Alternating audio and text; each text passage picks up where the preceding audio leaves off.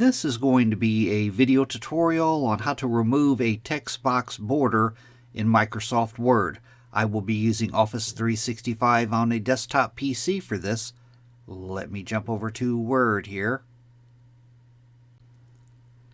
I have Microsoft Word opened up now. I have a little example project here. On my document, I have a text box right up here, and as you can see, by default, my text box has a border around it. If I want to remove that border, first thing you want to do is select the text box. I'm going to click on the text box to select it. I have my text box selected now.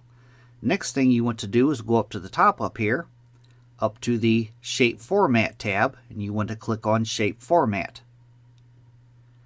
Now on the ribbon, in the Shape Styles section, right up here is Shape Outline. You want to click on the drop down next to Shape Outline.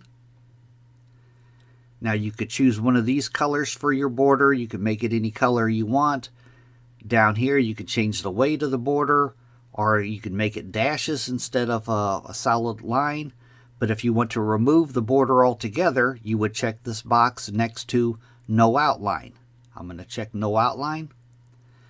Now as you can see, when I click off of my text box, there is no border. If I click on it, it shows you where the text box is at.